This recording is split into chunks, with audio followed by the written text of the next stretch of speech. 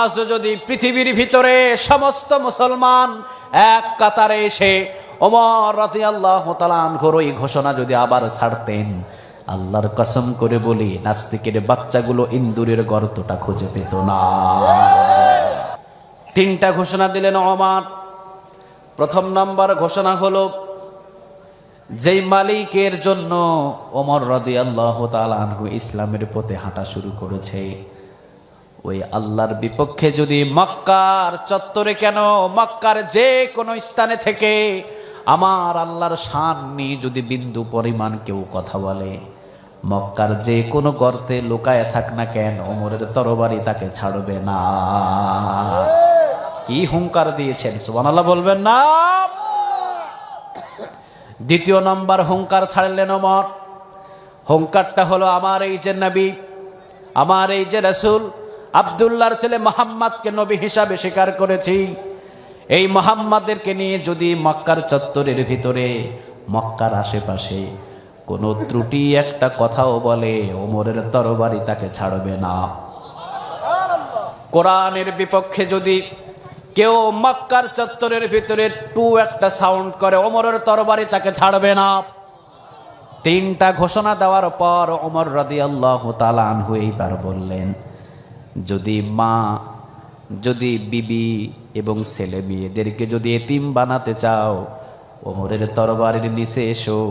আসতে হলে সবার কাছ থেকে বিদায় নিয়ে আসবা, কারণ আসতে পারবা, ওমরের তরবারির নিচ থেকে যাইতে পারবা না।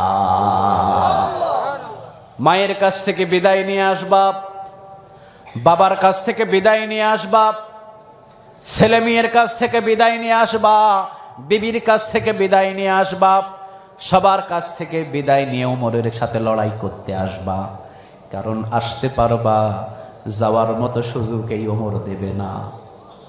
সুবহানাল্লাহ বাড়ি থেকে বলে। বিশ্বনবী সাল্লাল্লাহু আলাইহি ওয়াসাল্লাম বললেন, ওমর তুমি তো শুধু ওমর নয়, তুমি তো শুধু ওমর নয়, তুমি তো ওমরে ফারুক। সুবহানাল্লাহ। বিশ্বনবীজি উপাধি দিয়ে দিলেন, ওমর তুমি তো শুধু ওমর নয়, তুমি তো শুধু ওমর নয়, তুমি হলেন ওমরে ফারুক। সত্য এবং মিথ্যার পার্থক্যকারী ওমর তুমি, আমার আল্লাহ তোমাকে কবুল করেছে। ও মিয়া, একটা ওমর সারা মক্কা মদিনার এটারে নাড়া দিয়ে ফেলেছে। সুবহানাল্লাহ বলবেন না? যুবকদের ইতিহাস জানতে হবে, ইসলামের জন্য আরো আকর্ষণ হতে হবে, ইতিহাস জেনে জেনে ইসলামের পথে আরো যত্নবান হতে হবে। আমাকে গালি দাও কোনো অসুবিধা নাই, আমার বাবারে গালি দাও কোনো অসুবিধা নাই, কিন্তু খবরদার আমার রাসূলকে গালি দিলে জিহ্বাটা রাখা হবে না, আমার কোরআনকে নিয়ে গালি দিলে তাকে ছাড়া হবে না, আমার আল্লাহর শানে কথা বললে তাকে ছাড়া হবে না। ঠিক না বেঠে? আমারে গালি দাও, নো প্রবলেম, কিন্তু কোরআন রে নিয়ে কথা বলবা, কোনো ছাড় নাই। ইসলাম রে নিয়ে কথা বলবা, কোনো ছাড় নাই। বাংলাদেশটাকে নিরাপত্তায় রাখার জন্য রেখেছেন পুলিশ, র্যাব, আর্মি। ইসলামটাকে পাহারা দেওয়ার জন্যে সারা ওয়ার্ল্ডের ভিতরে এক একটা মুসলমানদেরকে আল্লাহ তৈরি করেছে। চিল্লা বলো ঠিক কিনা? আমরা হলাম ইসলামের পাহারাদার। আমরা কিসের পাহারাদার? কথা কন না কেন? কিসের পাহারাদার? এই পাহারাদার বানিয়েছেন কে? আরো জোরে বলতে হবে কে? অতএব আমরা বলতে চাই, সাবধান করে কয়েকটা কথা বলতে চাই। যদি সাহস থাকে টকশোর ভিতরে, যদি সাহস থাকে পুলিশ পাহারা দিয়ে, র্যাব পাহারা দিয়ে অন্য কোন স্থানের ভিতরে ইসলামকে নিয়ে বাজে মন্তব্য করো না। যদি সাহস থাকে ফরিদগঞ্জের জমিনে এসে কোরআনের বিপক্ষে ইসলামকে নিয়ে একটা কথা বলো, পিটার চামড়া নিয়ে ঢাকা শহরে যাইতে পারবা না।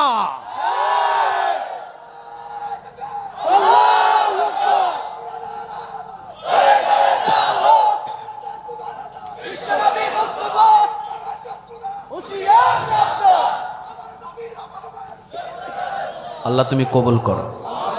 আরো জোরে বলেন আমিন।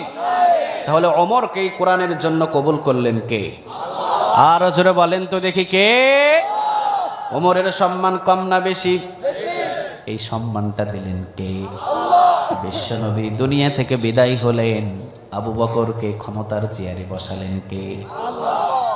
আবার আবু বকর যখন বিদায় নিলেন, ওমর রে বসালেন কে? বিশ্বনবীজি চালানেন। 23 বছরের ভিতরে 10 বছর শুধু বিশ্বনবীজি মার খেয়েছেন, 13 বছর বিশ্বনবীজি শাসন চালিয়েছেন। ওমরও প্রায় 10 বছরের মতো শাসন চালিয়েছে। সুবহানাল্লাহ বলে। আল্লাহ বললেন, ওমর আয়, তোকে ক্ষমতার চেয়ারে বসিয়ে দি। তুই যখন কোরআনের জন্য এত কাজ করেছিস, আয় কোরআনটা দিয়ে এবার দেশটা চালা। সুবহানাল্লাহ বলবেন না? ওমর রাদিয়াল্লাহু তাআলা আনহু কোরআনটা দিয়ে দেশ চালানো শুরু করলেন। সম্মান এমনি এমনি হয় নাই। সুবহানাল্লাহ বলেন। এমনি এমনি সম্মান হয় নাই। বিশ্বনবী দুনিয়া থেকে বিদায় হলেন, আবু বকর বিশ্বনবীর পাশে ঘুমালেন। আবার ওমর রাদিয়াল্লাহু তাআলা আনহু বিদায় হলেন, বিশ্বনবীর পাশে ওমরকে শোয়ানো হলো। সুবহানাল্লাহ। হাজার হাজার মানুষ ওই জায়গায় যায়, 1 সেকেন্ড একটু দাঁড়ানোর সুযোগটা পায় না। আপনি যত বড় জ্ঞানী হন, যত বড় আলেম হন, দূরে যান, এখানে দাঁড়াইতে পারবেন না। সুবহানাল্লাহ বলেন। আপনি দাঁড়াইলে আরো 1 লক্ষ মানুষ পিছনে জমা হয়ে যাবে, ঠিক কিনা? এত ভালোবাসা কেন, এত সম্মান কেন? কোরআনের জন্য রক্ত দিবেন, কোরআনের জন্য যত সময় ব্যয় করবেন, আপনার সম্মান দিন দিন বাড়বে। কোরআনের উপরে আঙ্গুল দিয়ে কথা বলবেন, আল্লাহ জমিনের ভিতরে দাফন করবে, ঠিক কিনা? কোরআনের সাথে বেয়াদবি করেছিলেন আবু জেহেল, ঘরটা বাড়িটা ইন্টারন্যাশনাল টয়লেট বানাইয়া দিছে কে? আর জোরে বলেন কে? আর ওমর কোরআনের পাগলে পড়লেন, ওমরকে সম্মান দিলেন কে? আর জোরে বলেন তো দেখি কে? বিশ্বনবীজি মেরাজের রাতে গেলেন, জান্নাতের ভিতরে জান্নাতের ঝর্ণা দিয়ে বিশ্বনবীজি একটু হাত দিয়ে নাড়ানাড়ি করেন। জান্নাতের ঝর্ণা দিয়ে দেখলেন ওই পাশে একটা অট্টালিকা, অনেক সুন্দর একটা প্রাসাদ। বিশ্বনবী জিবরিল আলাইহিস সালাম রে বললেন, ভাই জিবরিল, ওই প্রাসাদটা কার? ওই প্রাসাদটা কার? আমি বিশ্বনবীর অনেক পছন্দ হয়েছে। জিবরিল বললেন, ও নবী, যেই দিনই ওমর রাদিয়াল্লাহু তাআলা আনহু ইসলাম গ্রহণ করেছে, ইসলামের জন্য কাজ করা শুরু করেছে, আল্লাহ সেই দিন ওমরকে উপহার দেওয়ার জন্য ওই অট্টালিকা আল্লাহ বানিয়ে রেখেছে।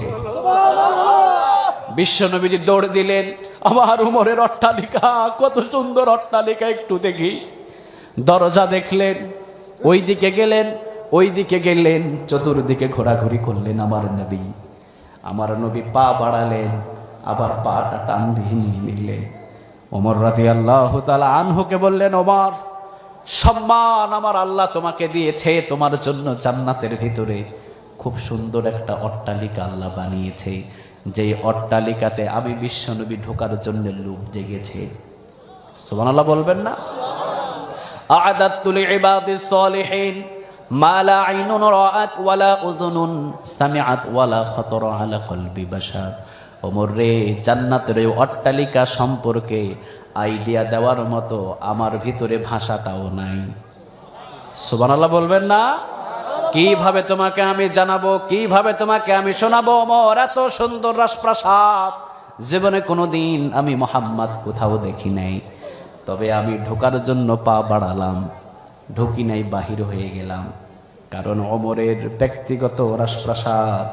আমি বিশ্বনবী যদি ঢুকি আর ওমর যদি বলে, ও নবী, আমার অনুমতি ছাড়া আপনি ঢুকলেন কেন, আমি বিশ্বনবী যদি কোনো উত্তর দিতে পারবো না। সুবহানাল্লাহ। এই জন্য কোরআনের জন্য যে যত সময় ব্যয় করবে, তাদের সম্মান কখনো কমবে না, সম্মানটারে বাড়ায়া দিবে কে? আমরা এই জায়গায় বসেছি কার জন্যে? আর জোরে বলেন, কার জন্যে? আল্লাহর এই কোরআনের জন্যে। আল্লাহ রাব্বুল আলামিন আমাদের সম্মান বাড়াবে না কমাবে? আর জোরে বলেন, বাড়াবে না কমাবে? সূরা তাওবা বলেন তো দেখি, কোরআনের ভিতরে সূরা কয়টা? আর জোরে বলেন, কয়টা? 9 নম্বর সূরার নাম কি? 9 নম্বর সূরার নাম কি? আত-তাওবা। তাওবার নামে আল্লাহ একটা সূরা নাজিল করলেন। সুবহানাল্লাহ বলেন। ক্রমিক নম্বর কত? সবাই বলেন কত? 9। আয়াত নম্বর হলো 112। আয়াত নম্বর কত? 112। আল্লাহ রাব্বুল আলামিন 112 নম্বর আয়াতে মুমিনদের কয়েকটা কোয়ালিটি সম্পর্কে কথা বলেছেন। মুমিনদের জন্য জান্নাতের বাগান বানায় রাখছেন কে? আরো জোরে বলেন কে? মুমিন মুত্তাকিরা জান্নাতে যাবে, মুনাফিক যাবে জাহান্নামে, ঠিক কিনা? এই মুমিনদের কোয়ালিটি সূরা আত-তাওবার 112 নম্বর আয়াতে দিয়ে দিলেন কে? সর্বপ্রথমই বললেন আত-তাইবুনা, মুমিনদের সর্বপ্রথম কোয়ালিটি হলো মুমিনরা যদিও গুনাহ করে তাওবা করবে কার কাছে? আর জোরে বলেন কার কাছে? আমাদের গুনাহ আছে না নাই? কম না বেশি? আল্লাহ রাব্বুল আলামিন বললেন, ও নবী আপনি জানিয়ে দেন তাওবাটা হলো এক একটা ট্যাবলেট। সুবহানাল্লাহ বলবেন না? তাওবাটা কি? যদি গ্যাস্ট্রিক হয় কি খান বলেন? সবাই বলেন কি খান? সেকলো খাওয়া লাগে কি লাগে না? গরুর গোশত খাইলে চুলকানি বাড়ে না কমে? যাদের অ্যালার্জি বেশি চুলকানি বাড়ে না কমে? ও মিয়া, গরুর গোশত খাইতেও মজা লাগে কিন্তু খাইলে চুলকানি বাড়ে। কিন্তু যদি 60 টাকা দামের ট্যাবলেটটা খেয়ে নেন চুলকানি কমে যায়। বিশ্বনবীজি বললেন গুনাহ করতে অনেক ভালো লাগে, তবে হ্যাঁ গুনাহ করতে যদিও তোমাদের ভালো লাগে, এই গুনাহটাকে শেষ করার জন্য দোকানের ভিতরে, গাড়ির ভিতরে, গাড়ির সিটের ভিতরে অথবা যে কোনো জায়গায় আস্তাগফিরুল্লাহ, আর জোরে বলেন আস্তাগফিরুল্লাহ, আর জোরে বলেন আস্তাগফিরুল্লাহ। এই ট্যাবলেটটা যখন আঙ্গুলের গিরাই গিরাই জপবেন, আল্লাহ বলে একটা একটা ট্যাবলেটের বিনিময় বান্দা তোর গুনাহগুলোরে আমি সরাইয়া দেব। আর যদি খালেস তাওবা করেন সাথে সাথে পিছনের গুনাহগুলো মাফ করে দিবে কে? আর জোরে বলেন তো দেখি কে? আল্লাহ রাব্বুল আলামিন বললেন আমার বান্দাগুলো গুনাহ করবে, আমার কাছে মাফ চাইবে, আমি আল্লাহ মাফ করব। সুবহানাল্লাহ বলেন। যদি আমার এই বান্দাগুলো গুনাহ না করতো আমি সব বান্দাদেরকে ধ্বংস করে দিতাম, আরেকটা জাতি বানাতাম, ওই জাতি ভুল করতো, গুনাহ করতো, আমার কাছে মাপ চাইতো। আমরা যদি গুনাহ না করতাম আমাদেরকে ধ্বংস করতো কে? আর জোরে বলেন তো দেখি কে? আল্লাহ বলেন আমি ধ্বংস করে দিতাম, কারণ আমার কাছে যখন বান্দা চোখের পানি ফেলে মাপ চায় আমার কাছে বড় ভালো লাগে। সুবহানাল্লাহ বলবেন না? আমরা সবাই যদি খালি নেক আমল করতাম, কোনো গুনাহ যদি না করতাম, আল্লাহ বলে ও নবী এই জাতিরে আমি ধ্বংস করে দিতাম, কারণ এরা খালি নেকি করবে, গুনাহ করবে না। গুনাহ না করলে তো আমার কাছে কান্দাকাটি হবে না, ঠিক না বে ঠিক? শুধু নেকি করবে, গুনাহ করবে না, সবগুলারে ধ্বংস করে দেব আমি। আরেকটা জাতি আমি সৃষ্টি করতাম, ওই জাতি গুনাহও করবে, আবার আমি আল্লাহর কাছে তাওবাও করবে। এই জন্য খবরদার, এত টেনশন, এত ভুলের প্রয়োজন নাই। গুনাহ হয়েছে তাওবা করবেন, তাওবা করলে মাফ করে দিবে কে? আর জোরে বলেন তো দেখি কে? নবী এবং রাসূল ছাড়া এমন কেউ নাই যে কোনো গুনাহ নাই। নবী এবং রাসূলরা হলেন নিষ্পাপ, আমরা হলাম গুনাহগার, ঠিক না বে ঠিক? এই জন্য আল্লাহ রাব্বুল আলামিন বলেন ও নবী আইয়ুহাল্লাযীনা আমানু তুবু ইলাল্লাহি তাওবাতান নাসুহা। আইরে বান্দাই, তাওবাতুন নাসুহা মানে তাওবা কর, গুনাহগুলোরে মাফ করে দিবে কে? ইয়া আইয়ুহাল্লাযীনা আমানু, ঈমানদারদেরকে ডাক দিলেন কে? বোঝা যায় ঈমানদারদের আমল নামায় গুনাহ আছে না নাই? আল্লাহ তো অন্যভাবে ডাক দিতে পারতেন, ঠিক না বে ঠিক? কাফেরদেরকে ডাক দিতে পারতেন, মুনাফিকদেরকে ডাক দিতে পারতেন। আল্লাহ বললেন ইয়া আইয়ুহাল্লাযীনা আমানু, ও ঈমানদারগণ। বোঝা যায় আল্লাহ বলতেছেন ঈমানদারগণ।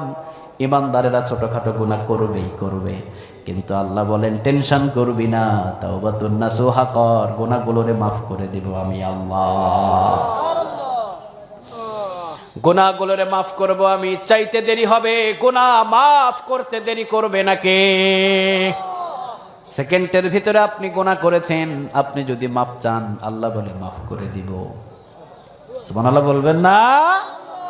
আল্লাহ রাব্বুল আলামিন বললেন বান্দা জীবনে তুই কত গুনাহ করেছিস, তোর গুনাহ যদি হয় খালের পানির সমান, আমি আল্লাহর কাছে যখন মাপ চাইবি সাগরের পানি সমান দয়া মায়া নিয়ে তোর সামনে হাজির হয়ে যাব।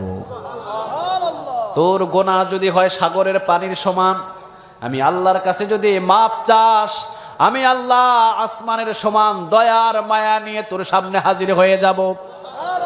তোর গুনাহ যদি হয় আসমানের সমান বান্দা, আমি আল্লাহ আরশের সমান দয়ার মায়া নিয়ে তোর সামনে হাজির হয়ে যাব। এরপরও আমি আল্লাহ তোকে মাফ করে দেব। সুবহানাল্লাহ নাই? এই জন্য মুমিনদের প্রথম নাম্বার কোয়ালিটি আত-তাইবুনা, মুমিনরা তাওবা করবে কার কাছে? আর জোরে বলেন কার কাছে? যদি তাওবা করেন গুনাহগুলোরে মাফ করে দিবে কে? ওমর রাদিয়াল্লাহু তাআলা আনহু তিনি খেজুর বাগান দিয়ে হাঁটছেন, যুবকের সাথে দেখা।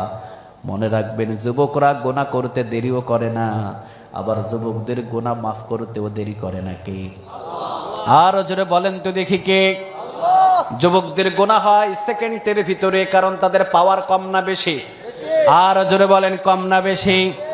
যুবক সেকেন্ডের ভিতরে একটা গুনাহ করে ফেলতে পারে, আবার যুবকদের গুনাহ সেকেন্ডের ভিতরে মাফ করেন কে?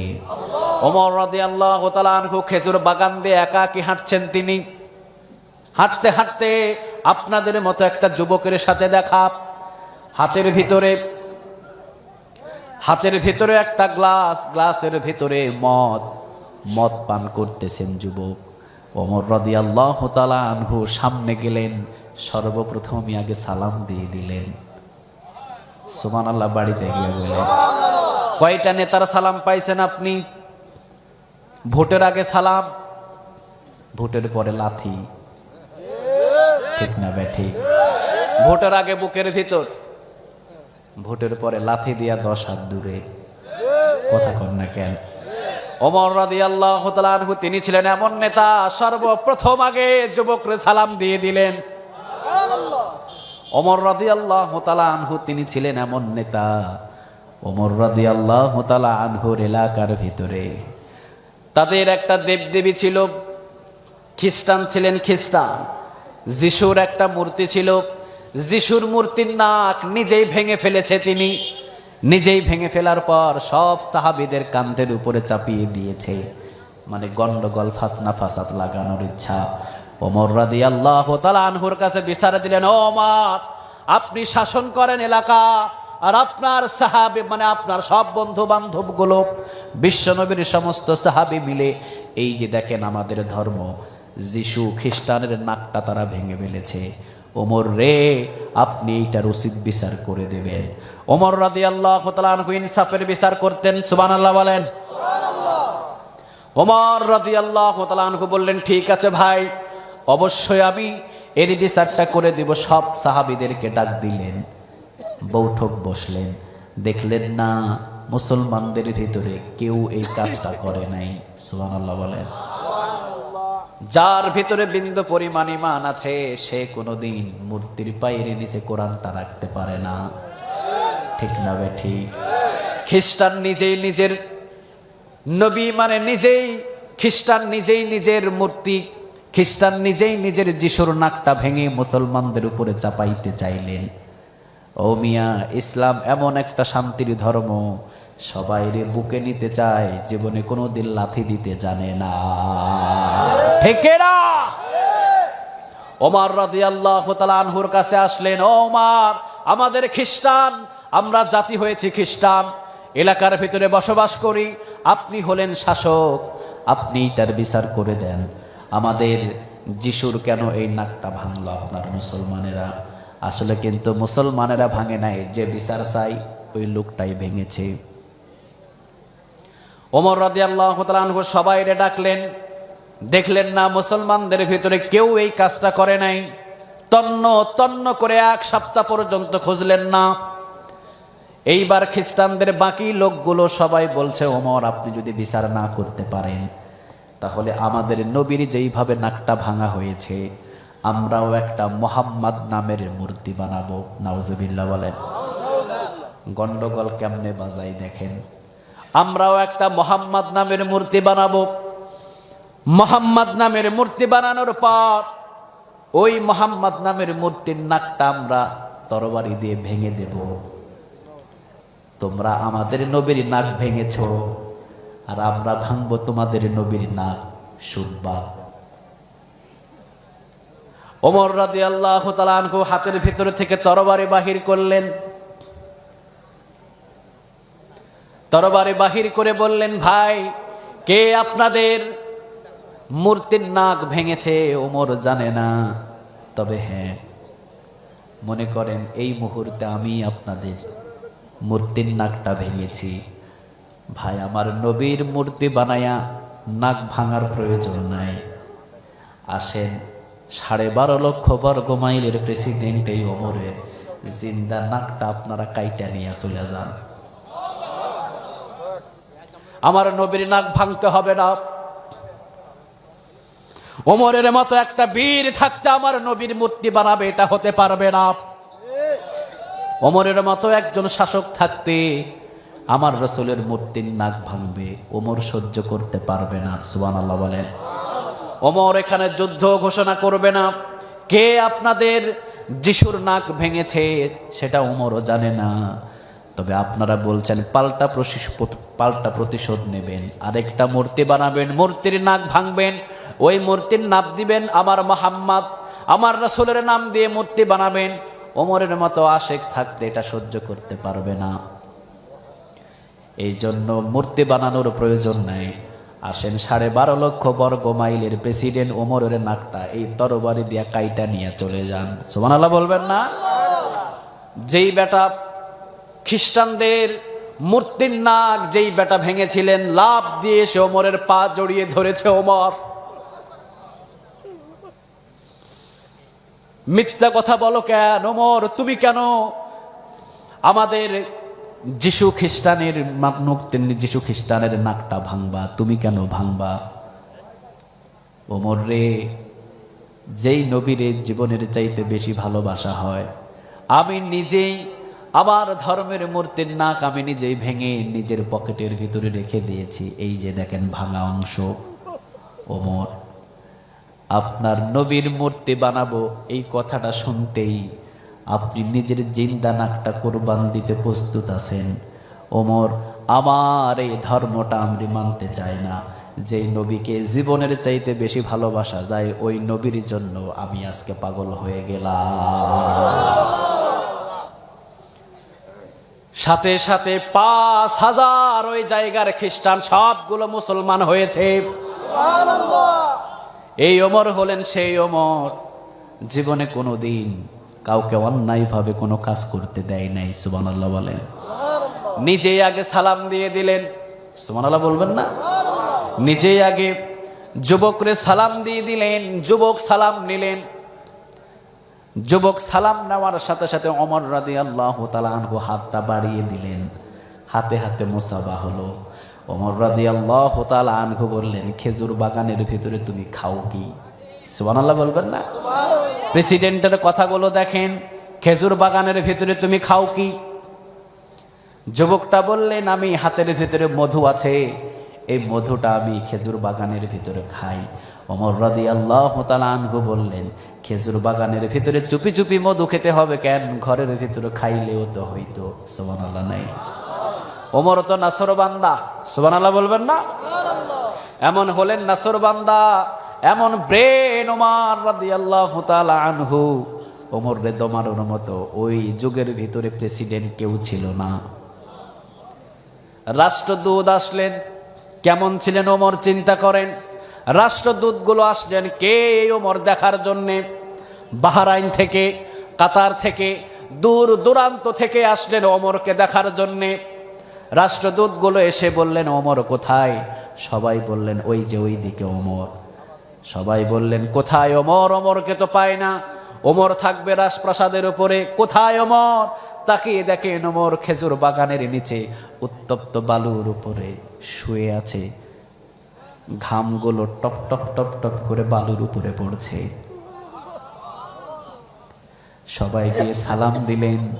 সবাই বললেন, আপনি ওমর? তিনি বললেন, হ্যাঁ আমি ওমর। সুবহানাল্লাহ না? আপনি ওমর? আপনার এই পরিস্থিতি কেন? নরম কোনো বিছানা নাই, নরম কোনো খাবার নাই, আপনি উত্তপ্ত বালুর উপরে শুয়ে আছেন কেন? ওমর রাদিয়াল্লাহু তাআলা আনহু বললেন, 12.5 লক্ষ বর্গ মাইলের ভিতরে সমস্ত মানুষ যেদিন নরম বিছানায় ঘুমাতে পারবে, ওমরের জন্য সেই দিন নরম বিছানা হবে। রাষ্ট্রদূত বলে নিয়ে গেলেন তাদেরকে মেহমানদারি করানোর জন্য।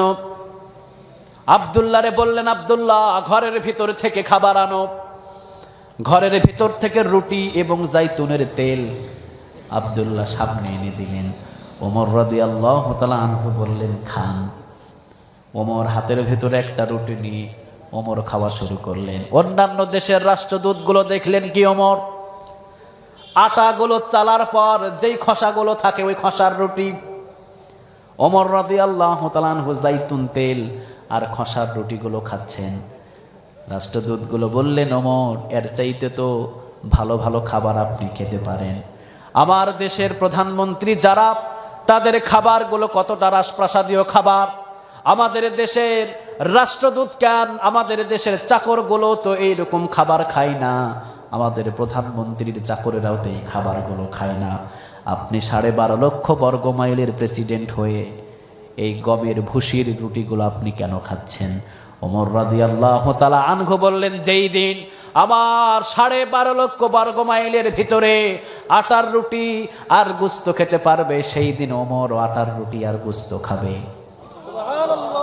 কারে বলে নেতা? সুবহানাল্লাহ বলবেন না? কারে বলে নেতা? ওমর রাদিয়াল্লাহু তাআলা আনহু তিনি যুবকরে সর্বপ্রথম সালাম দিলেন এবং পরিচয় দিলেন, ভাই আমি হলাম ওমর। সুবহানাল্লাহ বলবা না? ভয় পেও না, আমি হলাম ওমর। তুমি তো ইচ্ছা করলে নিজের ঘরের ভিতরে গ্লাসে করে তুমি মধু খাইতে পারতা, খেজুর বাগানের ভিতরে আসছো কেন? কি জন্য খেজুর বাগানে আসলা? যুবকের কলিজার ভেতরে মোসার দিয়েছে, সর্বনাশ এইটা হলেন ওমর। ওমর তো সেই ওমর, আমাদের ছোট্ট ছোট্ট বাচ্চাগুলো যখন খাবার খায় না, ছোট্ট ছোট্ট বাচ্চাদেরকে ভয় দেখায়, খবরদার খাবার খা, বাঘ আসবে বাঘ, ভয়ে খাবার খাই ঘুমায়া যায়, ঠিক না বে ঠিক? মক্কা এবং মদিনার ভিতরে ছোট্ট ছোট্ট বাচ্চারা যখন খাবার খেতেন না, মায়েরা বলতেন ওই যে ওমর আসতেছে ওমর, সাথে সাথে খাবার খেয়ে ঘুমিয়ে যেতেন। যুবক ওমরের নাম শুনে কলিজার ভিতরে মোচাড় দিয়েছে, সর্বনাশ, ওমরের হাতের ভিতরে পড়েছি। আসলে তো গ্লাসের ভিতরে মদ নয়, আসলে তো গ্লাসের ভিতরে মধু নয়, গ্লাসের ভিতরে কি? সবাই বলেন গ্লাসের ভিতরে কি? যুবক মিথ্যা কথা বললেন, ওমরের হাত থেকে বাঁচতে হবে। ওমরকে বললেন ওমর আমার হাতের ভিতরে মধু, আমি বাগানের ভিতরে মধু খাইতেছি। ওমর বললেন দাও আমার হাতে দাও। সুবহানাল্লাহ নাই? দাও আমার হাতে দাও, কোনো অসুবিধা নাই, দাও আমার হাতে। তুমি যদি মধু খাও আমি অর্ধেক খাই। সুবহানাল্লাহ বললেন। হাদিয়া দেওয়া সুন্নাহ, তুমি অর্ধেক খাইছো, এবার আমি এক ঢোক খাই, দাও আমার হাতের ভিতরে। যুবক চুপি চুপি হাতের ভিতরে দিয়ে দিলেন, না দিলেই থাপ্পড় আছে না নাই? ওমর বললেন যদি মদ হয় 80টা বেতের বাড়ি, জোরে বলেন কয়টা? আর 80টা বেতের বাড়ি খাইবা, ওই 80টা বেতের বাড়ি দেবে ওমর। সুবহানাল্লাহ বলেন। ওমরের হাতের 80টা বেতের বাড়ি খাওয়ার মতো ওই শক্তি মদিনার ভিতরে কারো নাই। যুবকটা ভয়ে কলিজাটা শুকিয়ে গেলেন। যুবক বললেন সর্বনাশ, যদি ওমর এখন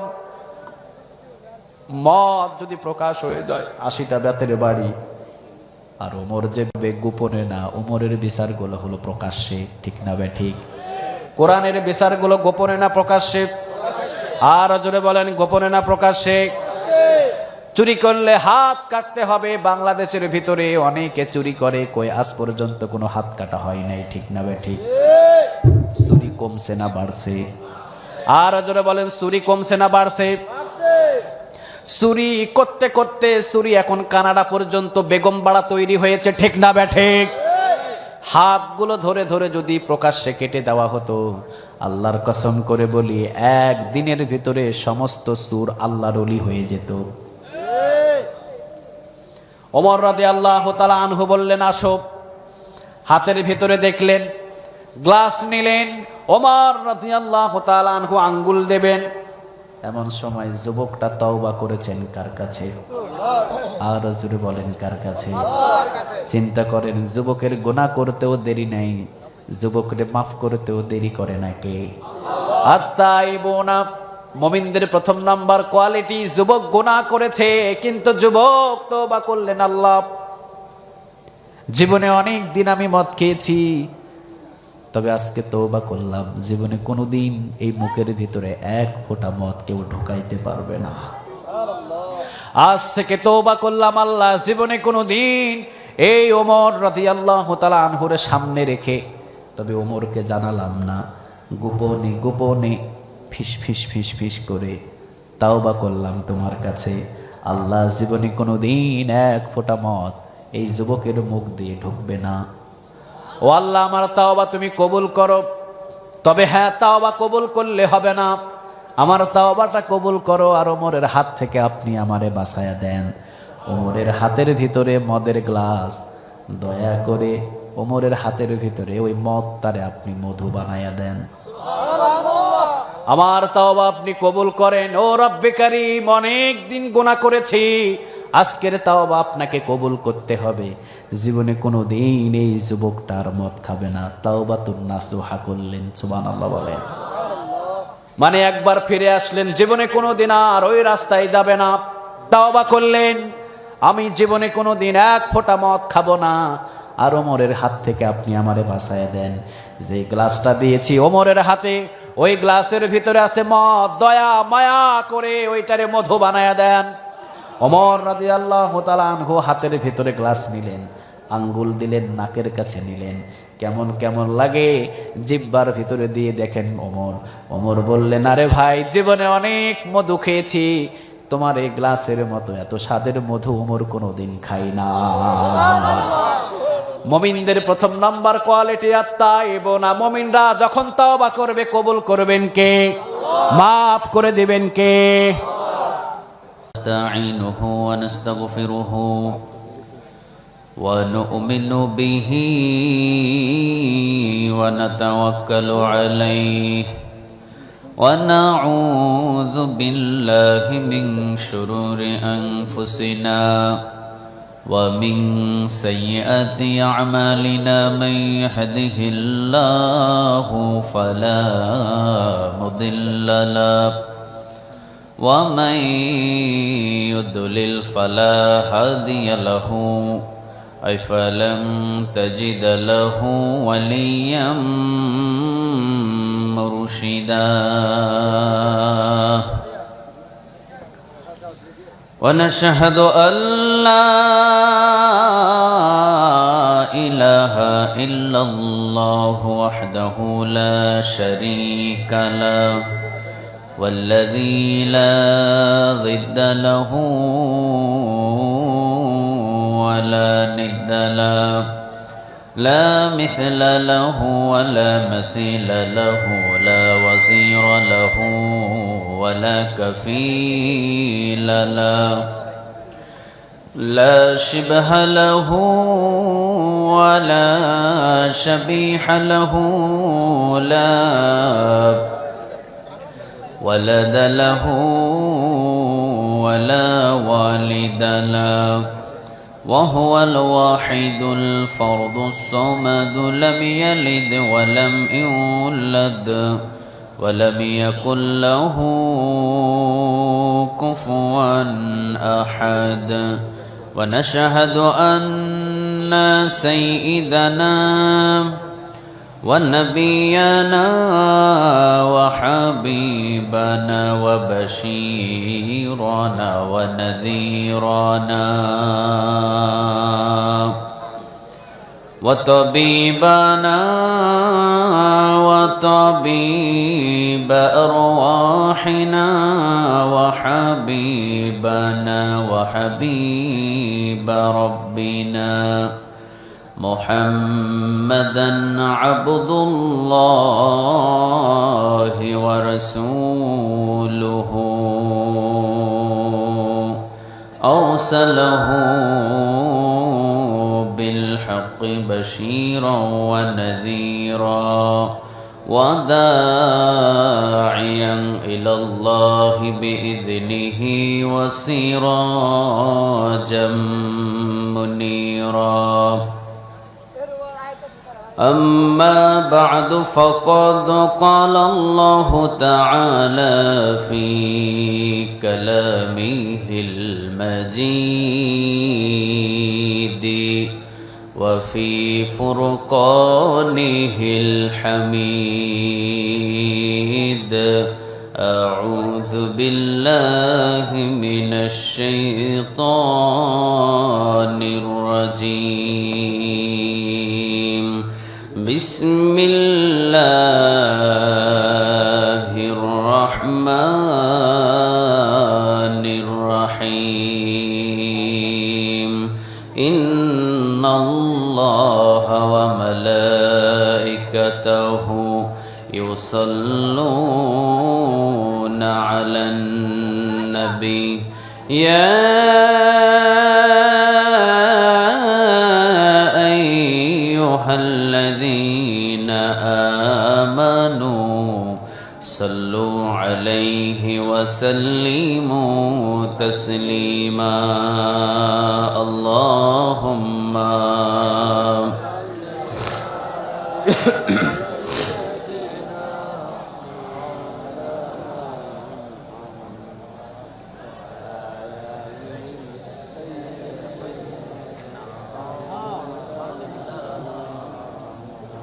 اللهم صل على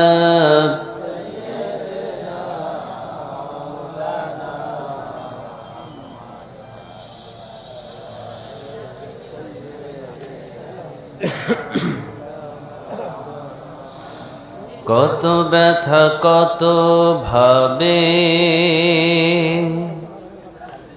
শুয়েছ যে তুমি তোমারি খুনে লাল তায়েফের ভূমি ফেরেশতা এসে চায় ধ্বংসের হুকুম লাহ মাখা মোহাম্মদ প্রাণেতে হাজর ও আল্লাহ ক্ষমা করো হেতায়ে বাসি ওরা বুঝেনি যে আমি যে মোহাম্মদ হৃদয়ে মোহাম্মদ আল্লাহুম্মা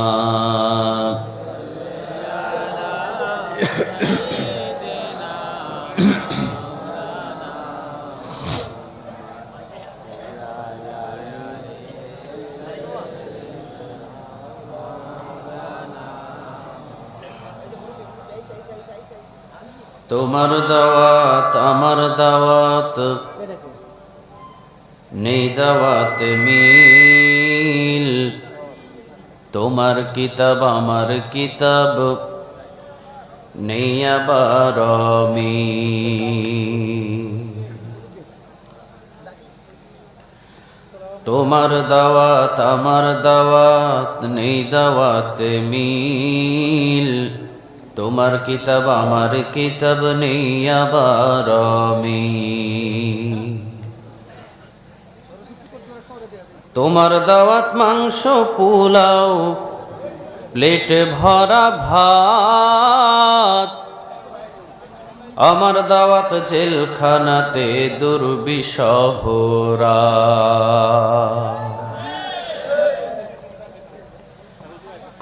তোমার দাওয়াত মাংস পোলাও প্লেট ভরা ভাত আমার দাওয়াত জেলখানাতে দুর্বিষহরা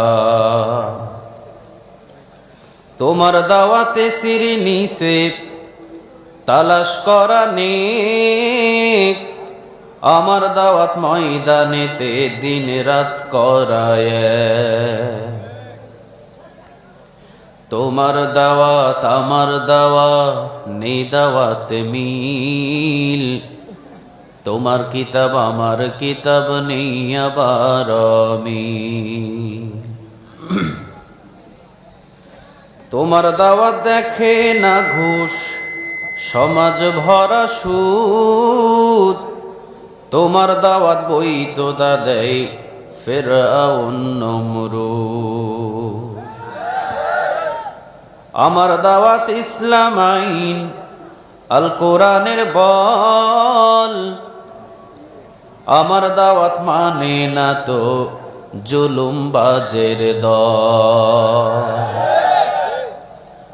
তোমার দাওয়াত আমার দাওয়াত, নেই দাওয়াতে মিল।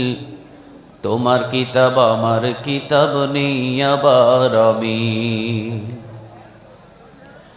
তোমার কিতাব আমার কিতাব, নেই আবার মিল।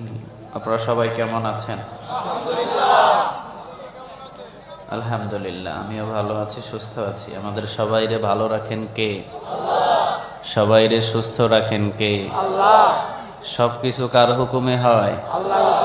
আজকের যে মাহফিল, এটা কার হুকুমে বলেন তো দেখি? যুবকেরা ওসিলা করেছে, কিন্তু হুকুম ছিল কার? সবাই বলেন কার? মসজিদ হয় কার হুকুমে? মাদ্রাসা হয় কার হুকুমে? হজ পালন হয় কার হুকুমে? তাহলে পৃথিবীতে যা কিছু ঘটে পৃথিবীর কারো হুকুম মতো নয়, এই সব কাজগুলো হয় কার হুকুম মতো? যিনি সারা বিশ্বের মালিক, তার হুকুম মতো সব কাজগুলো হয়, ঠিক কিনা? তাবারাকাল্লাযী বিয়াদিহিল, সবাই বলেন বিয়াদিহিল। রাজত্বের মালিক কে? সবাই তো বললেন না রাজত্বের মালিক কে? আপনাদের ভিতরে কি কোনো সন্দেহ আছে? আপনাদের মালিক কে? এই মাহমুদুল হাসান সাহেবের মালিক কে? আজকের এই মাহফিলের সভাপতির মালিক কে? তাহলে আমাদের সবার মালিক? সবাই বলেন সবার মালিক। সবাই চিনেন তারে? কথা কন না কেন? সবাই চিনেন? আলহামদুলিল্লাহ, সবাই বলে চিনে। তাহলে সবাই যদি তারে চিনেন, আজান হইলে মসজিদের কাতার জুমার দিনে পুড়ে যায়, বাকি দিনে খালি থাকে কেন? হ্যাঁ, বাকি দিনগুলোতে খালি থাকে কেন? জুমার দিনে জায়গা পাওয়া যায় না, বারান্দায়ও জায়গা নাই, আর বাকি 6টা দিন খালি, ঠিক না? জুমার দিনে জুমার নামাজের সময় ভরপুর, আসর নামাজের সময় 2 কাতার। কিরে ভাই, তারে যদি এত ভালো চিনেন তাহলে খালি থাকে কেন? পৃথিবীর সবার গোলামি করা বন্ধ করে দেন, এক আল্লাহর গোলামি করা শুরু করেন। সব গোলামি বন্ধ করেন। পৃথিবীতে যারা আপনাদেরকে গোলাম হিসেবে চালায়, তারা আপনাদের কাছ থেকে স্বার্থগুলো লুটে নেয়। যে আপনাকে নামাজের দিকে টানবে, তার পিছনে থাকবেন। যে আপনাকে নামাজ থেকে দূরে সরিয়ে দেয়, তার পিছনে খবরদার থাকা যাবে না। কারণ নামাজের দিকে যে আমাকে টানে, সে আমাকে জান্নাতের দিকে টানে, ঠিক কিনা? আর যদি নামাজ আমার জোহর নাই, আসর নাই, মাগরিব নাই, এমন ভালো মানুষের সাথে ঘোরাফেরা করলাম যে আমাকে একটা নামাজের ওয়াক্ত আমাকে মনে করিয়ে দিল না, তার পিছনে খবরদার ঘোরা যাবে না। দুনিয়াও শেষ, আখিরাতও। তাহলে আমরা সবাই চিনি কারে বলেন? সবাই চিনেন? একবার মহব্বত দিয়া নাম বলেন তো দেখি। কার কার মহব্বত বেশি দেখা যাক। সবাই বলেন আল্লাহ। আরো বলেন আল্লাহ। আরো জোরে চিৎকার করে বলেন আল্লাহ। প্রতিটা ডাকে 40টা করে নেক আল্লাহ আমল নামায় জমা করে দিয়েছে।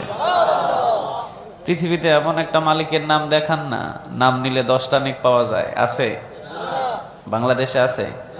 ইন্ডিয়া, সারা ওয়ার্ল্ড খুঁজে পাওয়া যাবে না। কিন্তু এই মালিকের নাম একবার আল্লাহ বলে ডাক দিলে 40টা নেক আল্লাহ আমল নামা জমা করে দেবে। কেউ যদি আল্লাহ আকবার বলে একবার বলে, 100 ঘোড়া জিহাদের ময়দানে দান করা নেক আল্লাহ তার আমল নামা জমা করে দেবে।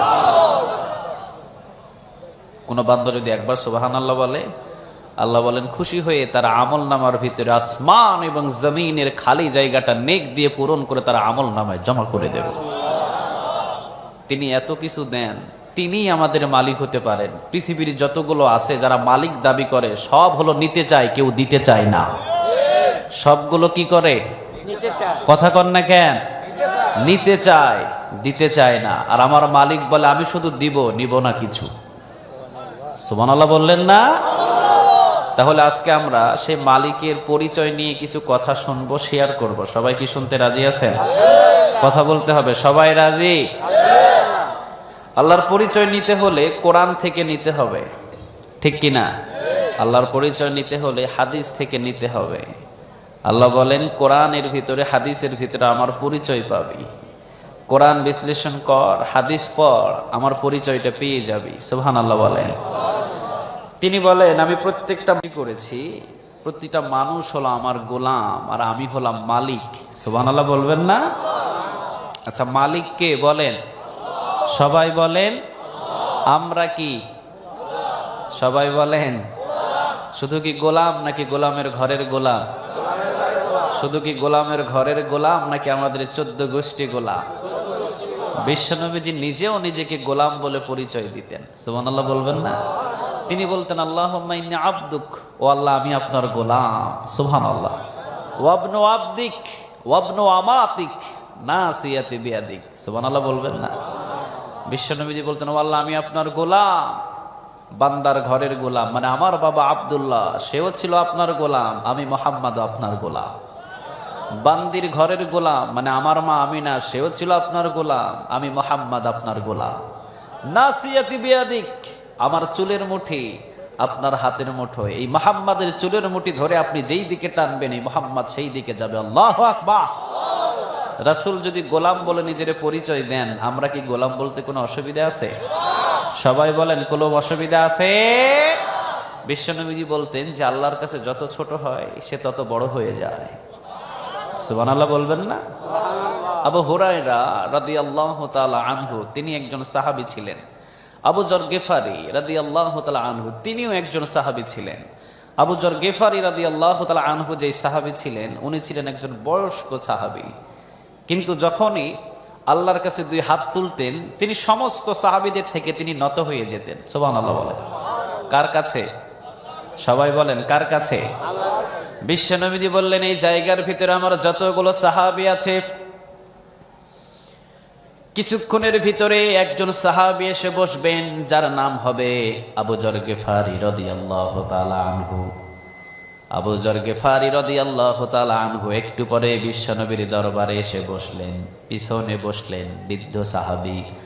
বিশ্বনবী বললেন, আবু যর গিফারি রাদিয়াল্লাহু তাআলা আনহু সব সময় আল্লাহ রাব্বুল আলামিনের কাছে নত হয়ে থাকতেন, ছোট হয়ে থাকতেন। আল্লাহ রাব্বুল আলামিন আজকে আমাকে সুসংবাদ দিলেন, আবু যর গিফারির জন্য আল্লাহ জান্নাতটা ওয়াজিব করে দিয়েছে। ছোট হলে বড় করেন কে? আল্লাহ। আর জোরে বলেন তো দেখি কে? পৃথিবীর ভিতরে আপনি অনেক বড়, আল্লাহ যদি আপনারে বড় না করে এই বড়ত্ব দিয়ে কোনো লাভ নাই, ঠিক না বেঠিক?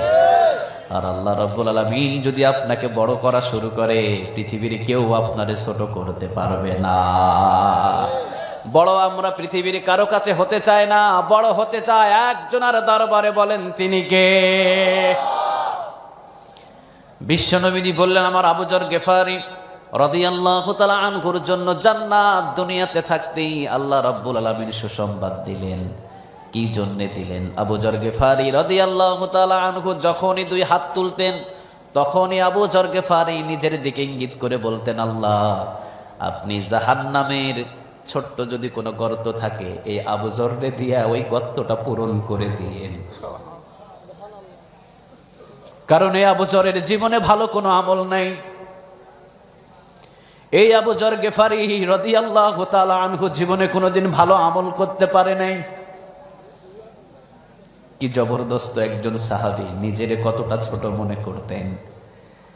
পৃথিবীর সব ওলি সব আউলিয়াদেরকে এক পাল্লাই যদি করেন, আর আবু যর গিফারির যদি পায়ের ধুলা এক পাল্লাই দেন, আবু যর গিফারির পায়ের ধুলার ওজন বেশি হয়ে যাবে। অথচ সে আবু হুরায়রা আবু যর গিফারি রাদিয়াল্লাহু তাআলা আনহু যখনই 2 হাত আল্লাহর কাছে তুলতেন, বলতেন, আল্লাহ জাহান্নামের যদি কোনো গর্ত থাকে ওই গর্তটাই আবু যর দিয়া পূরণ করে দিয়েন। আমি জানি আবু যর গিফারি রাদিয়াল্লাহু তাআলা আনহুর আমল দিয়ে কখনো আপনার জান্নাতে যাওয়া সম্ভব নয়। সুবহানাল্লাহ বলেন। নিজেকে কত ছোট ভাবে উপস্থাপন করতেন আল্লাহর কাছে, ছোট হতেন আবু যর। আল্লাহ বললেন, আবু যর এত ছোট হোস না, যা দুনিয়ায় থাকতে তোর জান্নাতের সুসংবাদ দিয়ে দিলাম। এই জন্য ছোট হবেন, যত ছোট হবেন বলেন তো দেখি বড় করবেন কে? বিশ্বনবীজি বলতেন, আল্লাহ আপনি আমার নিজের চোখে আমাকে অনেক ছোট বানায়া দেন, আর পৃথিবীর সব মানুষদের কাছে আমারে বড় বানায়া দেন। সুবহানাল্লাহ বলবেন না? বড় বানায়া দিয়েছেন কে? আরো জোরে বলেন কে? এলাকার ভিতরে হাজী সাহেব যারা আছে, মদিনার পাশে 1 মিনিটের জন্য দাঁড়ানোর ক্ষমতা নাই, ঠিক না ঠিক? 1 মিনিট আপনি দাঁড়াতে পারবেন না। হাজার হাজার মানুষ লাইন ধরে আছে, ওই মহামানবের কবরে শুধু 1 মিনিট দাঁড়াবে, সুযোগ নাই। সুবহানাল্লাহ বলবেন না? নিজের গোলাম বলতেন বিশ্বনবীজি, গোলাম ইন্নী আব্দুল্লাহ, আল্লাহ আপনি আপনার গোলাম। আল্লাহুম্মা ইন্নী আব্দুক, ও আল্লাহ বান্দার ঘরের গোলাম, বান্দির ঘরের গোলাম, আমার 14 গোষ্ঠী গোলাম। বিশ্বনবীজি যখনই গোলাম বলে পরিচয় দিতেন, আল্লাহ রাব্বুল আলামিন আরশে আজিম থেকে হাসতেন আর বলতেন, হাবিব জান, আমি আপনারে হাবিবুল্লাহ বানায়া নিলাম। আপনি বলছেন আপনি অনেক ছোট, না নবী আপনি ছোট না, আপনারে আমি হাবিবুল্লাহ উপাধি দিলাম, মানে আপনি আমার বন্ধু। বন্ধুটা কার? আর জোরে বলেন তো দেখি কার? এই জন্য খবরদার, জীবনে কোনোদিন বড় হবেন না, সব সময়ের জন্য ছোট হয়ে থাকবেন। ছোট হলে বড় করেন কে? আর জোরে বলেন কে? আমরা তো এখন অহংকারে ফেটে যাই, ঠিক না ঠিক? ছোট্ট খাট্ট একটু ক্ষমতা পাইলে অহংকার। কয়েকদিন আগে প্রতিমন্ত্রী ডক্টর মোরাদ হাসান কত অহংকার করে আঙ্গুল ঝুঁকিয়ে ঝুঁকিয়ে ইসলামকে নিয়ে, আল্লামা সাইদি সাহেবকে নিয়ে, মিজানুর রহমান আজহারিকে নিয়ে উল্টা পাল্টা যতগুলো কথা বলেছে, বলেন তো দেখি বাংলার জমিনের ভিতরে শাইস্তা করেছেন কে? সেকেন্ড তো দেরি লাগে না, ঠিক না ঠিক? বাংলাদেশ থেকে বিদেশের জমিনে গেলেন, বিদেশে বাধা দিয়ে দিলেন, এইগুলা এক একটা লাঞ্ছিত, ঠিক কিনা? আল্লাহ বললেন কোরআনের উপরে হাত আনবি, ইসলামকে নিয়ে উল্টা পাল্টা কথা বলবি, জীবনে কোনোদিন দুনিয়াতে সম্মানিত হতে পারবি না। বেইজ্জত করবে কে? ইসলামের জন্য যখন কাজ করবেন তখন সম্মানিত বানায়া দিবে কে? আর জুড়ে বলেন তো দেখি কে?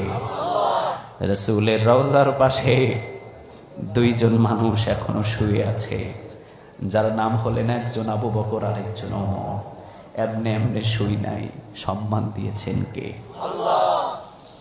ইসলামের জন্য কত কষ্ট করলেন তারা। কোরআনের জন্য আপনি সময় দেবেন, ইসলামের জন্য যখনই আপনি সময় দেবেন, আপনার সম্মানটা বাড়ায়া দেবে কে? বিশ্বনবীর রওজার পাশে 2 জন ব্যক্তি এখনো শুয়ে আছে, সুবহানাল্লাহ বলবেন না? আবু বকর সিদ্দিক রাদিয়াল্লাহু তাআলা আনহুর জায়গা হলেন, এরপরে ওমর রাদিয়াল্লাহু তাআলা আনহুর জায়গা হলেন। এখনো পর্যন্ত একটা জায়গা খালি আছে, তিনি হলেন হযরত ঈসা আলাইহিস সালামের জন্য, তেনার জন্য ওই জায়গাটা খালি আছে। সুবহানাল্লাহ বলবেন না? বলেন তো দেখি, কোরআনের জন্য, ইসলামের জন্য যখনই আপনি সময় ব্যয় করবেন, আপনার সম্মান মর্যাদা বাড়ায়া দিবে কে? আর ইসলামকে নিয়ে, কোরআনকে নিয়ে আজে বাজে কথা বলবেন, বেইজ্জত করবে কে? এই জায়গায় আমরা যারা বসেছি অন্য কোনো স্বার্থের জন্য নয়, একটাই স্বার্থ হলো কোরআন থেকে কথা শোনা, ঠিক না ঠিক? অন্য কোনো স্বার্থ আছে? কথা বলেন, আছে? আছে একটাই স্বার্থ, কোরআন থেকে কিছু কথা শুনতে চাই, ঠিক কিনা? বিশ্বনবীজি বললেন যখনই কোরআন থেকে কোনো আলোচনা একটা বান্দা 1 ঘন্টা শুনবে, জোরে বলেন কয় ঘন্টা? আল্লাহ রাব্বুল আলামিন খুশি হয়ে তার আমল নামার ভিতরে 500 কবুল হওয়া নফল নামাজের নেক জমা করে দেবে। জানতো দেখি, একটা দোকানেতে বসে থাকেন, কয় ওয়াক্ত নামাজের নেক পাবেন? পাওয়া যাবে? কথা বলেন, পাওয়া যাবে? কোরআনের জন্য 1 ঘন্টা ব্যয় করবেন, তিরমিজির বর্ণনা। কোরআনের জন্য যদি আপনি 1 ঘন্টা ব্যয় করেন, বিশ্বনবীজি বললেন কবুল হওয়া 500 নফল নামাজের নেক আমল নামায় জমা করে দিবে কে?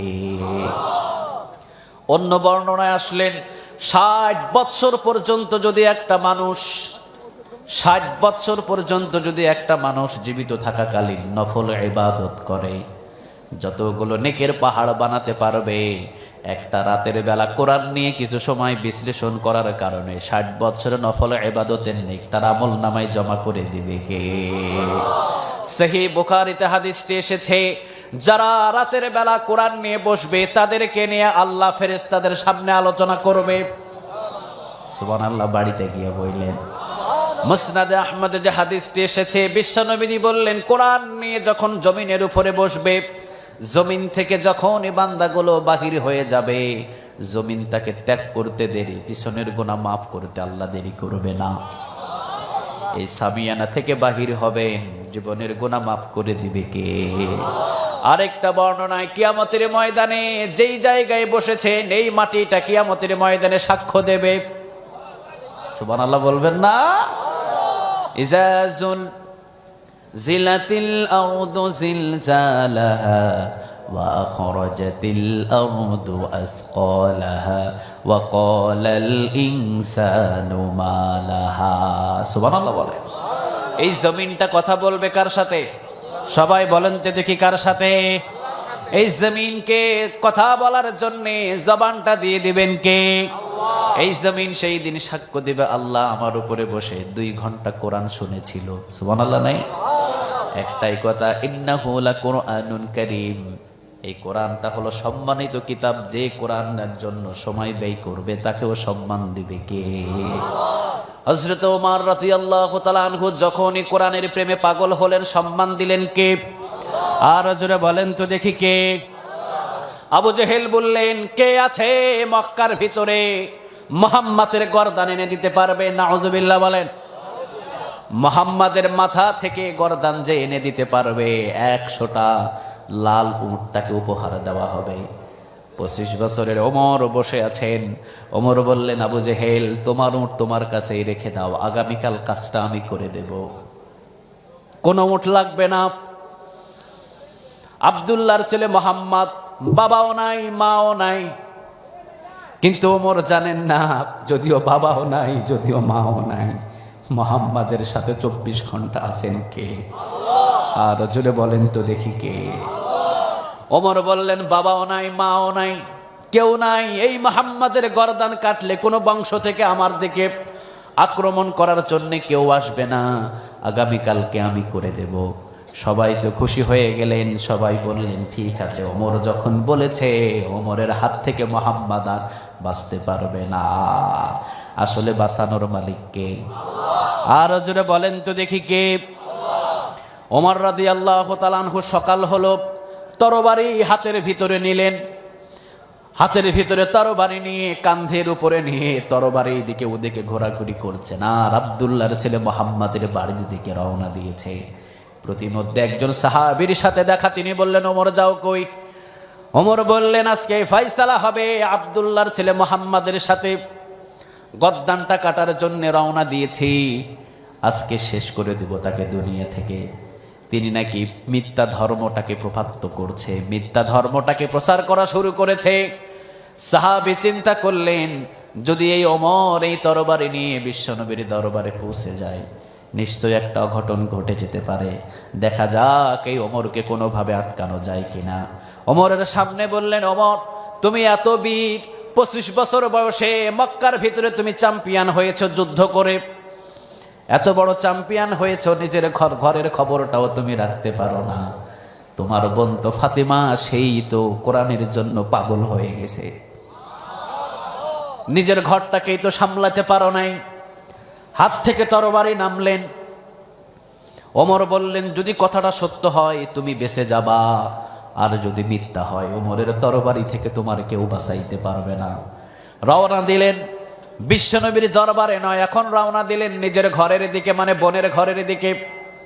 দরজা খুলতে বললেন, ফাতেমা দরজা খোলো, মানে বোন দরজা খোলো। ওমরের বোন ছিলেন, নাম ছিলেন ফাতিমা। বললেন, ফাতিমা দরজা খোলো। ফাতিমা দরজা খুলতে একটু দেরি করলেন। ভিতরে কোরআনের তালিম হলো। চলে গেলেন একজন সাহাবী অন্য ঘরের দিকে। ফাতিমা এসে দরজা খুললেন। ওমর রাদিয়াল্লাহু তাআলা আনহুর ঘাম টপ টপ টপ টপ করে পড়ছে। বললেন, ফাতিমা ঘরের ভিতরে কি তিলাওয়াত করেছিলি? কি জানি একটা গুনগুন আওয়াজ শুনলাম। বোন বললেন, না ভাই, তেমন তো কোনো কিছু তেলাওয়াত করি নাই, কিন্তু ওমর দেখতে পেলেন একটা টুকরা পড়ে আছে, ধরতে গেলেন। বোন ওমরে ধরার আগে বোনটাকে ঝাপটে করে তেলাওয়াতের কোরআনটা উঠায়া নিলেন। ওমরের বোন ফাতিমার ইমানটা দেখেন, তিনি বললেন, খবরদার ভাই, এইটা হলো পবিত্র কোরআন, ইন্নাহু লাকুরআনুন কারীম ফি কিতাবিম মাকনুন লা ইয়ামাসসুহু ইল্লাল মুতাহহারুন।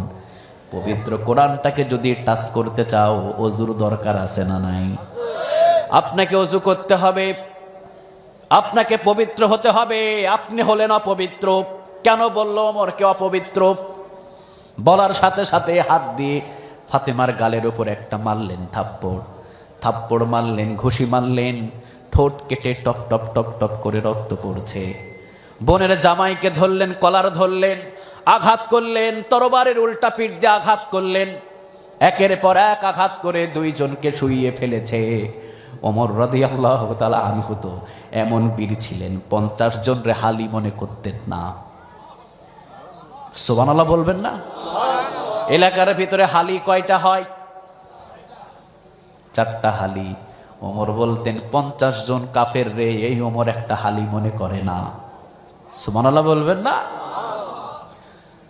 উল্টা পিঠ দিয়ে আঘাত করলেন, বোনের উপরে আঘাত করলেন, জামাইয়ের উপরে আঘাত করলেন। আঘাত করতে করতে বোনের দিকে নজর করে দেখলেন মাথা ফেটে, গাল ফেটে রক্তগুলো টপ টপ টপ টপ করে পড়ছে। ফাতিমারে চিনাও যায় না। কোরআনের জন্য সর্বপ্রথম রক্ত ঝরলেন এই ওমরের বোন ফাতিমা। সুবহানাল্লাহ। শহীদ হয়েছিলেন আরেকজন নারী, নাম হলেন সুমাইয়া রাদিয়াল্লাহু তাআলা আনহা। কোরআনের জন্য প্রথম শহীদ ওমর, প্রথম রক্ত ঝরালেন ওমর নিজের বোনের। সুবহানাল্লাহ বলে। পুরা শরীরটা রক্ত লাল। ওমর রাদিয়াল্লাহু তাআলা আনহু বোনের দিকে তাকালেন, আহারে জীবনে কোনোদিন যে বোনের একটা আঘাত করি নাই। বোনের নজরের দিকে তাকিয়ে ওমরের দিকে মায়া হলো। ওমর বললেন, বোন ঠিক আছে বল, এতক্ষণ পর্যন্ত কি পড়েছিলি? ফাতিমা বললেন, ভাই এতক্ষণ পর্যন্ত যা পড়েছি পৃথিবীর কারো কিতাবটা নয়, কিতাবটার মালিক একজন, বলেন তিনি কে? এইটা হলো পবিত্র কোরআন, ইন্নাহু লাকুরআনুন কারীম ফি কিতাবিম মাকনুন লা ইয়ামাসসুহু ইল্লাল মুতাহহারুন। ভাইয়া এইটা হলো পবিত্র কোরআন, এইটাকে টাচ করতে হলে আপনাকে পবিত্র হতে হবে। ওমর বললেন, কিভাবে পবিত্র হব বল, কিভাবে পবিত্র হতে হবে বল। যেভাবে পবিত্র হতে হবে তাড়াতাড়ি আমাকে পবিত্র কর। ওই খণ্ডটা ওমরের হাতে তাড়াতাড়ি দে। ওই খণ্ডটা মনে হচ্ছে ওমরকে চুম্বকের মতো টানতেছে। তাড়াতাড়ি আমার হাতের ভিতরে দে। মনে হয় চুম্বকের মতো এই খণ্ডটা ওমরকে টানে। আসলে চুম্বকের মতোই তো ওমরকে টানছে, কারণ গত রাতের ভিতরে বিশ্বনবী 2 জন ওমরের জন্য দোয়া করেছেন। জোরে বলেন কয়জন? আর জোরে বলেন কয়জন? বিশ্বনবী বললেন, ইয়া রব, ইসলামের জন্য 2 জনের একজনকে আপনি কবুল করেন। একজন হলেন আবু জেহেল, আর আরেকজন হলেন খাত্তাবের ছেলে ওমর। এই 2 জনের একজনকে আপনি কবুল করে নেন। আল্লাহ বললেন, ও নবী, সকাল হতে দেরি হবে, উমরকে ইসলামের ছায়াতলে আনতে দেরি করব না। পাগল হয়ে গেলেন ওমর। কিরে ভাই, আপনি পাগল হন না কেন? কোরআনের আলোচনা হয়, আপনি দোকানে বসে থাকেন কেন? কোরআনের আলোচনা হয়, আপনি বন্ধু বান্ধবের আড্ডায় থাকেন কেন? ওমর তো পাগল হয়ে গেলেন, তাড়াতাড়ি খণ্ডটা আমার হাতে দে। ফাতিমা বললেন, ভাইয়া আগে গোসল করেন। গোসল করলেন, গোসল শেষ হলো, খণ্ডটা হাতে নিলেন, নাড়লেন, এদিক ওদিকে দেখলেন, এরপরে বললেন, চল তাড়াতাড়ি মুহাম্মাদের দরবারে চল। নিজের বোন ফাতিমা রক্ত মুছলেন আর বললেন, ভাইয়া আপনি মুহাম্মাদের দরবারে যাবেন কেন? খবরদার, আমাকে এই জায়গায় আঘাত করেছেন, মুহাম্মাদের দরবারে গিয়ে কোনো আঘাত করতে পারবেন না। যত আঘাতের প্রয়োজন এই ফাতিমাকে করেন, ফাতেমার জামাইকে করেন, মুহাম্মাদের হাতে একটা আঘাত আপনি করতে পারবেন না। কি ভালোবাসা, কত ভালোবাসা! ফাতিমা রাদিয়াল্লাহু তাআলা আনহা, ওমরের বোন, কতটুকু ভালোবাসা! বিশ্বনবীর, ইসলামের প্রথম যুগের ইতিহাস। সুবহানাল্লাহ বলেন। তিনি বললেন, না, মুহাম্মাদের দরবারে আমারে নিয়ে চল। কোরআনটা হাতে নিয়েছি, কোরআনের জন্য তো একটু মায়া মহব্বত বাড়ছে। বোন রে, যেই কোরআনটা যেই মানবের উপরে নাজিল হয়েছে, মানবরে একটু সামনে থেকে দেখতে চায়। রওনা দিলেন, হাতের ভিতরে তরবারি, তরবারি এখনো পর্যন্ত কাঁধের উপরে। রওনা দিলেন। ফাতেমা রক্তাক্ত শরীর, ফাতেমার বোন, ফাতেমার জামাই, তিনিও রক্তাক্ত শরীর, দুইজনকে নিয়ে রওনা দিলেন। টেনে টেনে দুইজনকে নিয়ে গেলেন। সাহাবীরা মনে করলেন সর্বনাশ, দুই বোন, বোনকে মেরেছে, বোনের জামাইকে মেরেছে, না জানি এই জায়গায় বিশ্বনবীর দরবারে এসে কি অঘটন ওমর ঘটিয়ে দেয়। আমির হামজাও তরবার বাহির করলেন আর বললেন, ওমর যদি তরবারি এই জায়গায় এসে খোলে, আমির হামজার তরবারি ওমরকে ছাড়বে না। ওই ওমর যদি আমার ভাতিজার দিকে তরবারি খোলে, আমির হামজা ওমরের তরবারিকে বাধা দেওয়ার জন্য প্রয়োজনে আমির হামজার জীবন দিয়ে দেবে। আর যদি ওমরের তরবারি ভালো ব্যবহার দেখায়, এই মুহূর্তে আমির হামজা দরবার ছেড়ে দেবে। সুবহানাল্লাহ বলবেন না? বিশ্বনবীজি বললেন, না চাচা, তরবারি খাপের ভেতরে ঢোকায় ফেলেন, গত রাতেই তো আমি দোয়া করেছি। আপনি জানেন না, গত রাতেই তো আমি দোয়া করেছি। আপনি তরবারি খাপের ভিতরে ঢোকায় দেন, চিন্তা করতে হবে না। তরবারি আপনি খাপের ভিতরে ঢুকিয়ে দেন, কোনো টেনশন করতে হবে না। ওমররে আসতে দেন, দরজা খুলে দাও। দুইজন সাহাবী দরজা খুলে দিলেন। ওমর রাদিয়াল্লাহু তাআলা আনহু দৌড় দিয়ে এসে তরবারিটা বিশ্বনবীর পায়ে রেখে বিশ্বনবীজিরে জড়িয়ে ধরলেন। যেই তরবারিটা পড়ার কথা ছিল বিশ্বনবীর গদ্দানে, তরবারিটা পায়ের নিচে ফেললেন। এই তরবারি গদ্দান থেকে পায়ের নিচে নামালেন কে? আরো জোরে বলতে হবে কে? এই কোরআনটা সাধারণ কোনো কিতাব নয়, জাহান্নামের রাস্তা থেকে টেনে আপনাকে জান্নাতে নিয়ে যেতে পারে। সুবহানাল্লাহ বলবেন না? কোথায় আছেন আপনি বসে? কোন দরবারে আপনি আছেন? কোন দোকানে আপনি চা খাইতে বসছেন? এখানে আসি বসেন, তাই না হিসড়া আপনার এই কোরআন জান্নাতে নিয়ে যাবে। কোরআন সাধারণ কোনো কিতাব নয়, পৃথিবীর শ্রেষ্ঠ কিতাব হলো এই 30 পারা কোরআন, ঠিক কিনা? ওমর রাদিয়াল্লাহু তাআলা আনহু জড়িয়ে ধরলেন বিশ্বনবীজিরে, তরবারি পায়ের নিচে ফেললেন।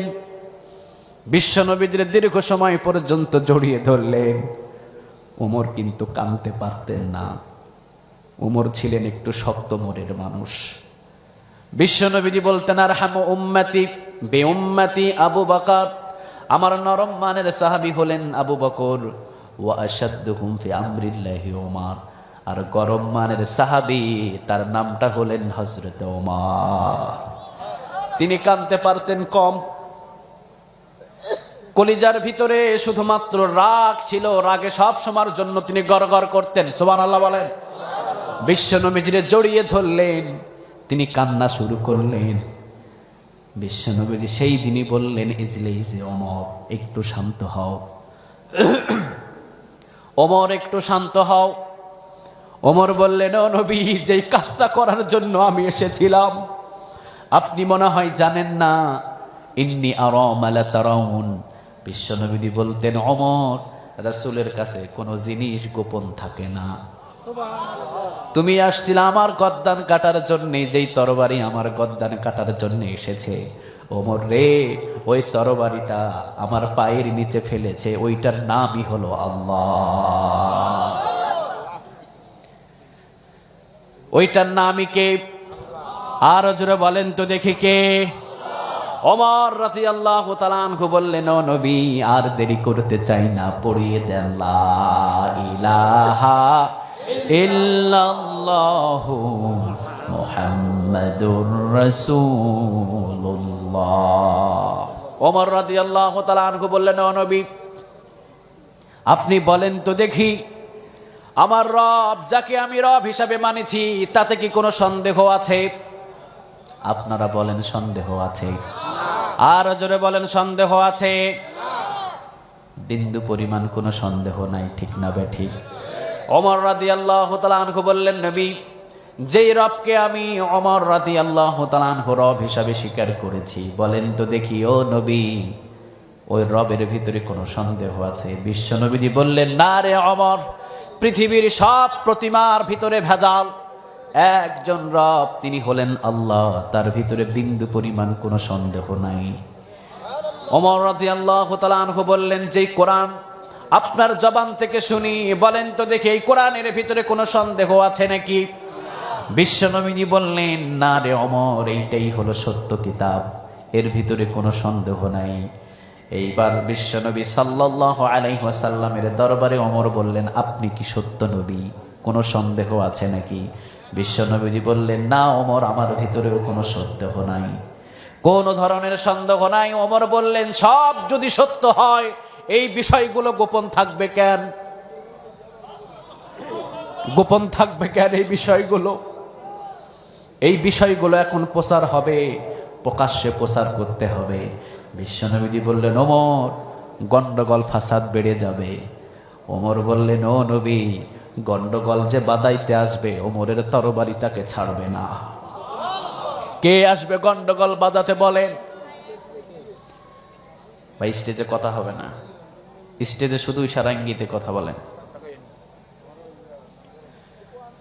কে গন্ডগোল বাজাতে আসবে? ও নবী, যেই তরবারি এসেছিল আপনার গর্দান কাটার জন্য, ওই তরবারি আজ থেকে ইসলামের জন্য হাতে নিলাম। আসলে ওমরের মতো একজন বীরকে কবুল করলেন কে? আর জোরে বলেন তো দেখি কে? ওমর রাদিয়াল্লাহু তাআলা আনহু বললেন, সব যদি সত্য হয়, সত্য কথা গোপন থাকবে কেন? সত্য কথাগুলো প্রকাশ হবে। মক্কার চত্বরের ভিতরে এই ওমর ভাষণ দেবে, দেখি কোন কাফেরের বুকের পাটা আছে, ওমরের সামনে আসুক। সুবহানাল্লাহ বলেন। বিশ্বনবীজি এখনো পর্যন্ত অনুমতি দিলেন না। জিবরিল আলাইহিস সালাম বললেন, অনুমতি দিয়ে দেন, কোনো ধরনের প্রবলেম হবে না, কোনো ধরনের প্রবলেম হবে না, দিয়ে দেন।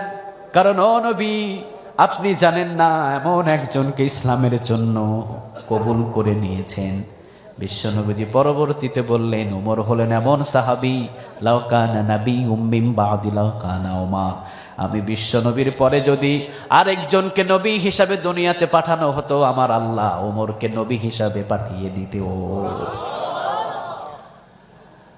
বিশ্বনবীজি বললেন, ঠিক আছে ওমর, যাও, 40 জনের কোটা, 40 জন সাহাবী আছে, এই 40 জন রে নিয়ে যাও। ওমর রাদিয়াল্লাহু তাআলা আনহু ডান দিকে 20 জন দিলেন, বাম দিকে 20 জন দিলেন, দিয়ে ওমর ভেগে চলে গেলেন। ওমরকে এইরকম, হ্যাঁ, ডান দিকে 20 জন, বাম দিকে 20 জন, ওমর পালাই চলে গেছে। ওমরকে এইরকম, কথা বলেন, এইরকম। এইটা ভাগন না বেটা না? সুবহানাল্লাহ বলে। এটা ভাগন না বেটা না? ডান দিকে দিলেন 20 জন, বাম দিকে দিলেন 20 জন। ওমর রাদিয়াল্লাহু তাআলা আনহু বললেন, কোনো ধরনের প্রবলেম নাই, তোমাদের এই 40 জনকে নিয়ন্ত্রণ অর্থাৎ চতুর্দিকে নিরাপত্তা দেওয়ার জন্য ওমর 24 ঘন্টা প্রস্তুত। দেখি কার বাপের বেটা আছে, কোন দিক থেকে আক্রমণ করে।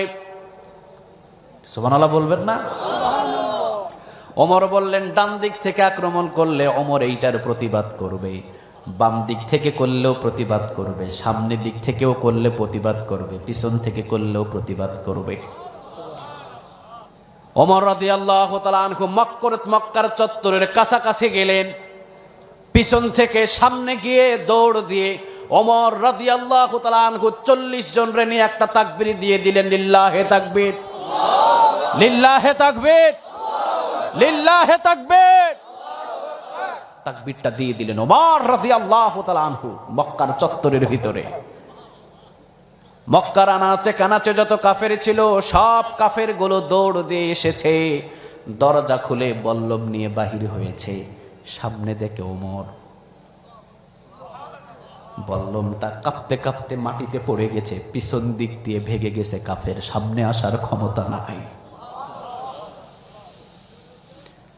জানালা খুললেন, তীর ধনুক নিলেন মারবে। কে মক্কার চত্বরের ভিতরে আল্লাহর ধ্বনিতে তাকবীর দেয়? কার এত বড় সাহস? জানালা খুলেই দেখলেন ওমর তীর হাত কাঁপতে কাঁপতে পড়ে গেছে। যেইভাবে পিছন দিকে টেনেছিলেন, পিছন দিকে টেনেই ছেড়ে দিয়েছেন, সামনে যাওয়ার তীরের ক্ষমতা নাই।